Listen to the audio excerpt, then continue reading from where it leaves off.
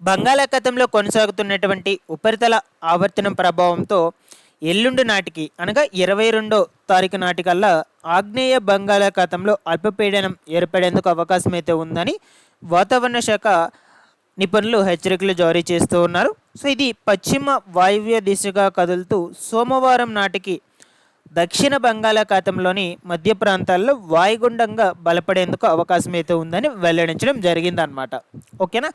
అయితే ఈ యొక్క రానున్నటువంటి అల్పపీడన ద్రోణి ప్రభావంతో ముఖ్యంగా ఆంధ్రప్రదేశ్ రాష్ట్రంలో ఏ తేదీల్లో ఏ ప్రాంతాల్లో భారీ వర్షాలకు అవకాశం అయితే ఉంది, ఎక్కడెక్కడ ఎక్కువ వర్షాలు అయ్యేటువంటివి నమోదవబోతున్నాయి, అండ్ అలాగే రానున్నటువంటి 24 గంటల్లో వాతావరణం ఎలా ఉండబోతుంది, మన రెండు తెలుగు రాష్ట్రాల్లో ఎక్కడైనా వర్షాలు పడేందుకు అవకాశం అయితే ఉందా లేదా, ఈ వివరాల గురించి మీకు క్లియర్ ఇన్ఫర్మేషన్ అయితే అందజేస్తాను. మీరందరూ తప్పకుండా వీడియోని అయితే ఎండ్ వరకు చూసి నా ఎక్స్ప్లెనేషన్ మీకు నచ్చినట్లయితే లైక్ చేసి అందరికీ కూడా షేర్ చేయకుండా అయితే వెళ్ళొద్దు. ఫస్ట్ టైం కనుక ఎవరైనా ఛానల్ చూడడానికి వచ్చినటువంటి వాళ్ళు ఉన్నట్లయితే ఛానల్ని సబ్స్క్రైబ్ చేసుకునేసి పక్కనే ఉన్నటువంటి బెల్ ఐకాన్ క్లిక్ చేసి ఆన్లో అయితే పెట్టుకునేసండి.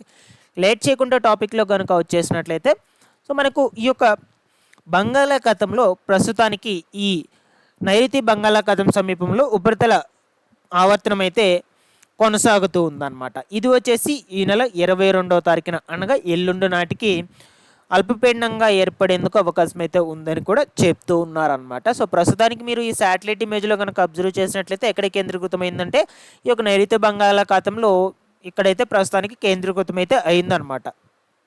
గ్రీన్ కలర్ అండ్ ఎల్లో కలర్లో కనిపిస్తుంది కదా మీకు. సో ఇది మాత్రం మనకు ఈ అల్పపీడనం ద్రోణి అనమాట. సో ప్రస్తుతానికి వచ్చేసి ఇక్కడ కేంద్రీకృతం అయితే అయ్యింది. సో రానున్నటువంటి రోజుల్లో ఈ అల్పపీడన ద్రోణి అనేది కొంచెం కొంచెంగా కదులుతూ మన ఆంధ్రప్రదేశ్ రాష్ట్రానికి దగ్గరగా వెళ్ళడం జరుగుతుందని హెచ్చరికలు జారీ చేస్తున్నారు. ఓకేనా. అలాగైతే మనకు ఈ యొక్క దక్షిణ బంగాళాఖాతంలోని మధ్య ప్రాంతాల్లో వాయుగుండంగా బలపడేందుకు అవకాశం అయితే ఉందని కూడా చెప్తూ ఉన్నారు. ఎప్పటికి వాయుగుండంగా బలపడుతుంది అంటే 27వ తారీఖు కల్లా మనకు వాయుగుండంగా అయితే బలపడుతుందని చెప్తూ ఉన్నారు. బట్ ఈ నెల 22వ తారీఖు నుంచి అనగా ఎల్లుండి నుంచి కూడా అక్కడక్కడ కొన్ని ప్రాంతాల్లో తేలికపాటి నుంచి మోస్తారు వర్షాలు అయితే నమోదవుతూ ఉంటాయి. ముఖ్యంగా దక్షిణ కోస్తాంధ్ర, రాయలసీమ ప్రాంతాలు ఏవైతే ఉన్నాయో. ఓకేనా. అంతేకాని అతి భారీ వర్షాలు అయితే కురవండి. దీని ప్రభావంతో అది ఎప్పుడు కురుస్తాయి, ఏ తేదీలను ఎక్కువగా వర్షపాతం అయితే నమోదవబోతుంది అనే విషయం గురించి అయితే ఇప్పుడు తెలుసుకుందాం. మనకు దీని ప్రభావంతో వచ్చేసి 27, 28, 29 అంటే వచ్చే వారం అన్నమాట మనకు. ఓకేనా. సో ఈ 3 రోజులు గురువారం, శుక్రవారం, శనివారాల్లో కోస్తా రాయలసీమ జిల్లాల్లో అక్కడక్కడ భారీ వర్షాలకు అవకాశం అయితే ఉందని వాతావరణ శాఖ హెచ్చరికలు జారీ చేసింది. ఓకేనా. సో ఇక్కడికి మీకు క్లియర్గా అర్థమైందని అనుకుంటూ ఉన్నాను. సో ఈ బంగాళాఖాతంలో కొనసాగుతున్నటువంటి ఆవర్తనం అనేది 22వ తారీఖు కల్లా అల్పపీడనంగా ఏర్పడబోతుంది. అది కొంచెం కొంచెంగా బలపడి మనకు 27, 28, 29 ఆ 3 రోజుల్లో ఎక్కువ వర్షపాతం అయితే ఉండబోతున్నట్లు సమాచారం అండి. ఓకేనా. బట్ నేను ఎప్పటికప్పుడు డైలీ కూడా వెదర్కి సంబంధించినటువంటి ఇన్ఫర్మేషన్ అయితే మన ఛానల్ నుంచి అయితే అందజేస్తూ ఉంటాను. మీరు రెగ్యులర్గా ఛానల్ని సబ్స్క్రైబ్ చేసుకునేసండి.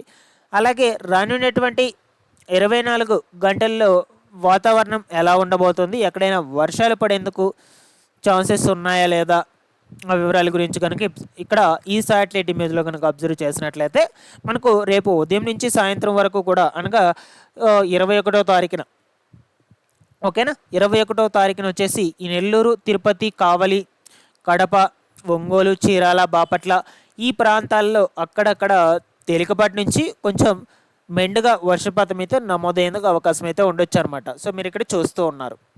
అది కూడా ఈ బంగాళాఖాతంలో కొనసాగుతున్నటువంటి ఆవర్తనం ప్రభావంతోనే, ఇది గుర్తుపెట్టుకోండి. సో కాబట్టి రానున్నటువంటి 24 గంటల్లో కోస్తాంధ్ర జిల్లాలు, రాయలసీమ జిల్లాలు అక్కడక్కడ పలు ప్రాంతాల్లో తేలికపాటి నుంచి కొంచెం మెండుగా వర్షపాతం అయితే నమోదవడం జరుగుతుందన్నమాట.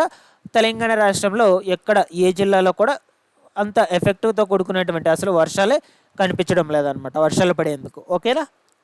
సో మనకు మెయిన్ వచ్చేసి ఈ బంగాళాఖాతంలో కొనసాగుతున్నటువంటి ద్రోణి ప్రభావము ఈ నెల 27, 28, 29 తారీఖుల్లోనే ఎక్కువగా ఉండిపోతుంది.